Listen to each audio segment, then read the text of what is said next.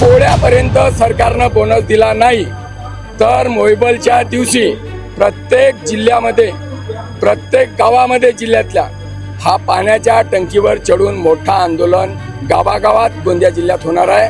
Police प्रशासन जेवढा लावायचा आहे तेवढा लावून टाका, पण आंदोलन नक्की होणार आहे हे नक्की सांगतो.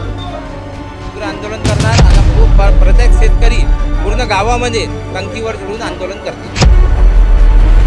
देख रहे हैं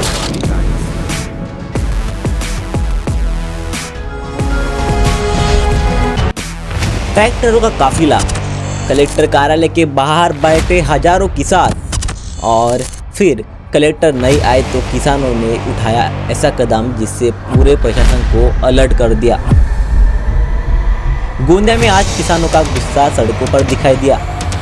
सुबह से ही ट्रैक्टरों की आवाजाही शुरू हुई और देखते ही देखते बड़ी संख्या में किसान ट्रैक्टर लेकर गोंदिया के कलेक्टर कार्यालय की ओर पहुंचने लगे।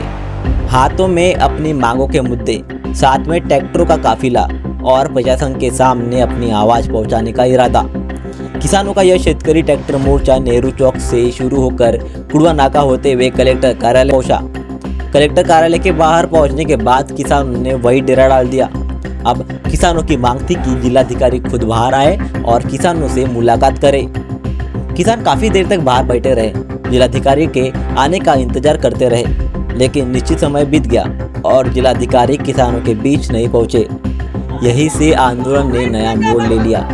किसानों ने कहा कि अगर हमारी बात सुनने के लिए अधिकारी बाहर नहीं आ रहे हैं तो अब हम खुद कार्यालय की ओर जाएंगे। और देखते ही देखते किसान कलेक्टर कार्यालय की तरफ बढ़ने लगे, लेकिन कार्यालय के गेट पर ही उन्हें रोक दिया गया। कुछ देर के लिए स्थिति ऐसी बन गई कि किसान अपनी मांगों को लेकर कार्यालय के बाहर डटे रहे और प्रशासन की तरफ से बातचीत के लिए निवासी उप जिलाधिकारी मौके पर पहुंचे। इसके बाद किसानों ने उन्हें अपना निवेदन सौंपा और एक एक करके अपनी प्रमुख मांगे उनके सामने रखी। इनमें सबसे प्रमुख मांग थी 24 घंटे बिजली की व्यवस्था और धान के बोनस की मांग। किसानों का कहना था कि खेती के लिए बिजली बेहद जरूरी है और उन्हें पर्याप्त बिजली मिलनी चाहिए। इसके साथ ही धान उत्पादक किसानों के बोनस का मुद्दा भी जोरदार तरीके से उठाया गया। लेकिन कहानी यहाँ खत्म नहीं हुई। किसानों ने प्रशासन को यह भी साफ कर दिया कि अगर उनकी मांगों पर जल्द कोई ठोस फैसला नहीं हुआ तो अगला आंदोलन और बड़ा होगा। किसानों ने चेतावनी दी कि जरूरत पड़ी तो वे पानी टंकी पर चढ़कर आंदोलन करेंगे। यानी आज का ट्रैक्टर मोर्चा सिर्फ कलेक्टर कार्यालय तक पहुंचकर खत्म नहीं हुआ। किसानों ने अपनी मांगे प्रशासन के सामने रख दी है, निवेदन सौंप दिया है, लेकिन साथ ही अगले आंदोलन की चेतावनी भी दे दी है। अब सवाल यही है, क्या 24 घंटे बिजली और धान बोनस की मांग पर प्रशासन कोई ठोस कदम उठाएगा या फिर किसानों को अपने अगले आंदोलन का रास्ता अपनाना पड़ेगा? फिलहाल गोंदिया में आज के इस ट्रैक्टर मोर्चे के बाद प्रशासन और किसानों के बीच अगली बातचीत पर सबकी नजर बनी हुई है। आंदोलन करण्याचा मागचा उद्देश हाच आहे की धान उत्पादक शेतकऱ्याच्या बाबतीत माननीय मुनगंटीवार साहेबांनी पावसाळी अधिवेशनामध्ये व्यथा मांडला आणि हिवाळी अधिवेशनामध्ये मुख्यमंत्री साहेबांनी धान उत्पादक शेतकऱ्याला बोनस देऊ असं आश्वासन दिलं। परंतु खरीपचा हंगाम आमचा 8 महिन्याचा चालला गेला। खताचे भाव 700 रुपयानं वाढले, कीटकनाशकाचे भाव वाढले आणि डिझेल पेट्रोल वाढला। किसान हवालदिल झाला। म्हणून माझ्याकडे काही शेतकरी आले की दादा आतापर्यंत आम्हाला बोनस मिळाला। मी त्यांना हेच विचारलं की आम्ही लढावं आणि तुम्ही घरी राहा। नाही म्हणे आम्ही यावेळेस येणार। म्हणून हा मोर्चा शेतकऱ्यासाठी काढलेला पहिला मोर्चा आहे जिल्ह्यातला।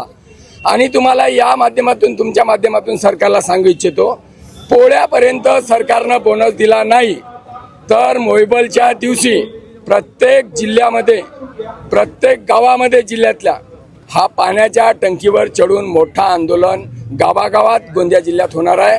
पोलीस प्रशासन जेवढा लावायचा आहे तेवढा लावून टाका, पण आंदोलन नक्की होणार आहे हे नक्की सांगतो तुम्हाला। हे सरकार बळीराजाला म्हणतो की हे सरकार बळीराजाची आहे, पर हे बळीराजाची सरकार अगर असती तर हे बळीराजाला या जमीनवर खाली येवा आंदोलन करायची जरूरत नाही असती। हे सरकार जो आहे शेतकऱ्यांच्या विरोधी सरकार आहे। शेतकऱ्यांना आजपर्यंत बोनस नाही भेटला आहे, 24 तास वीज नाही भेटत आहे, तर शेतकऱ्याच्या शेतीमध्ये पाणी कसा का जाणार? आणि अगर शेती म्हणजे अगर पाणी नाही भेटणार, 24 तास वीज नाही असणार आणि पाणी नाही भेटणार तर मग का होणार, शेती कसा पिकणार? हे शेतकऱ्यांची बहुत दुर्दशा हालत आहे. आत्महत्या करावं लायकची जसा आहे. शेतकऱ्याला बोनस नाही भेटणार तर पोळ्यापर्यंत अगर बोनस नाही आला आम्हाला शेतकऱ्यांना तर आपण आंदोलन करणार, उग्र आंदोलन करणार आणि प्रत्येक शेतकरी पूर्ण गावामध्ये टंकीवर चढून आंदोलन करतील. बोनस आमचा हक आहे, वीज आमचा हक आहे, म्हणून शेतकरी सरनं रोडावर आले आहेत. हे वेशभूषा करण्याचा मागचा उद्देश एकच होता की शासन आपला नागर आणि हल आपले वेगळे कपडे घालून घालत राहतो, पण शेतकऱ्याच्या बुद्धीमध्ये विचित्र विचार यायला लागले तर तो अशा वेशात सुद्धा येऊ शकते किंवा याच्यापेक्षा वेगळ्या वेशामध्ये आम्ही येणार आता. कारण बिरसा मुंडा क्रांतीवीरांनी 25व्या वर्षीची क्रांती केली.